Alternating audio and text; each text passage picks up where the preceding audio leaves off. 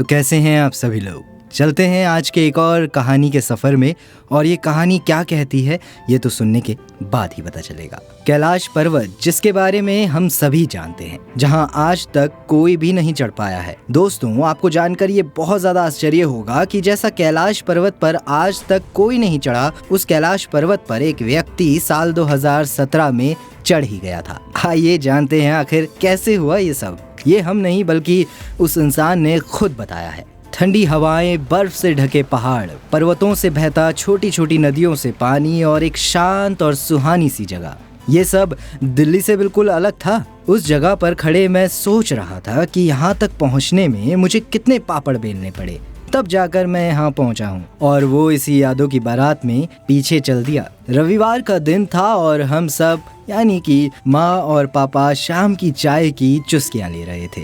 तभी पापा कहते हैं, तुझे कुछ करना है कि नहीं? लोग कहाँ से कहाँ पहुँच गए हैं। और शर्मा जी के बेटे को देखा है, डॉक्टर की पढ़ाई कर रहा है, और पता नहीं तुम यहाँ पे क्या माउंटेनियरिंग का फालतू शौक पाले बैठे हो।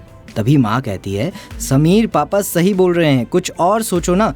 तू तो पढ़ाई में भी बहुत अच्छा है, मुझे पता है तू पक्का कुछ कर ही लेगा। समीर मन में ही ये सोचता रहता, क्या यार, माँ तो सही खेल जाती है, सपोर्ट भी नहीं करती लेकिन प्यार से मना भी कर देती है। तभी अचानक से समीर कहता है, धन्य हो मेरी माँ, मुझे बचपन से ही माउंटेनियरिंग का शौक था, होगा भी क्यों नहीं। हर कॉपी के पीछे एक पहाड़ और उसके ऊपर चढ़ता एक इंसान की ड्राइंग ही मेरी पसंदीदा थी, और बस यही थी मेरी दुनिया। मुझे कुछ अलग करना था, जैसे सब युवाओं को सोचना होता है, बिल्कुल वैसा ही। और वो अलग था कैलाश पर्वत की चढ़ाई। मैंने बहुत कुछ सुना था इसके बारे में, और जब मैंने माँ को बताया तो शिव जी की बहुत बड़ी भक्त हैं, इसलिए उन्होंने तो मुझे बिल्कुल ही मना कर दिया। पर मैं एक उड़ता परिंदा जिसे बांधना नामुमकिन सा था, और बस चल दिया मैं कैलाश पर्वत की ओर। तभी एक हवा का झोंका मेरी आंखों से टकराया, तो मैं अपनी यादों की बारात में वापस उस ठंडी हवाओं के बीच आ ही गया। कैलाश पर्वत पर आज तक कोई नहीं चढ़ा था, तो थोड़ा झिझका जरूर, लेकिन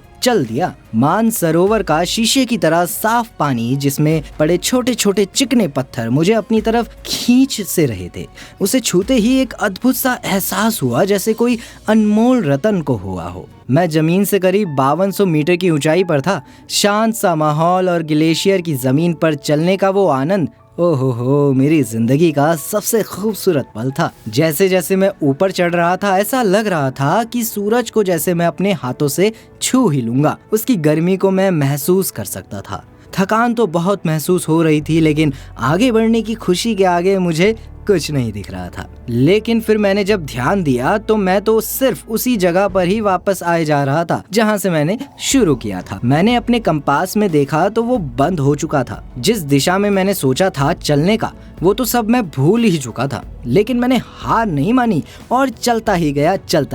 लेकिन अब जो मेरे साथ हुआ वो मेरी जिंदगी का सबसे अजीब, या कह सकते हैं एक चमत्कार सा था। मुझे वैसे जादू पर भरोसा तो नहीं, लेकिन उस दिन दिल मेरा ना मानने को कह ही नहीं रहा था। सब कुछ सच था, लेकिन मेरी सोच से बिल्कुल परे। ये ख्याल चल ही रहे थे कि ओम की आवाज मेरे कानों में आने लगी, मानो कोई साधु वहां पर जाप कर रहा हो। लेकिन जब चारों तरफ देखा तो कुछ भी नहीं, एकदम सुनसान, सिर्फ मैं और ये अद्भुत चीजें। मुझे डर लगने लगा था, क्योंकि इससे पहले मैंने कुछ ऐसा महसूस नहीं किया था। मेरे हाथों के नाखून और शरीर के बाल ऐसे बढ़ रहे थे जैसे दिल्ली का तापमान। तभी मौसम खराब होने लगा। एक पल को तो लगा कि बर्फ की चट्टान मेरे ऊपर ही आकर गिर जाएगी। तभी मैं पीछे को हट गया। ये सब चीजें मेरे दिमाग में कई सवालों के बीच बो रही थी। तब लगा कि माँ ने कहीं सही तो नहीं कहा था कि कैलाश पर्वत शिव जी का घर है, और उनकी इजाजत के बिना कोई उनके घर नहीं जा सकता। और वैसे भी कुछ चीजों को आस्था तक ही सीमित रख देना चाहिए, क्योंकि उन्हें छोड़ने से संतुलन बिगड़ सकता है। तभी मुझे पर्वत के ऊपर जटाधारी शिव की परछाई दिखाई दी। मैं पूरी तरह से समझ गया था कि जहां मैं आज खड़ा हूं वो मेरी मर्जी नहीं, बल्कि शिव जी की मर्जी थी। और कैलाश पर्वत पर चढ़ना सिर्फ मेरी बेफिजूल की जिद थी, क्योंकि जो अजर है उसे तो जीता ही नहीं जा सकता। तो कैसी लगी आपको ये कहानी? अपनी राय जरूर दीजिएगा, और कमेंट बॉक्स पर हर हर महादेव जरूर लिखिएगा।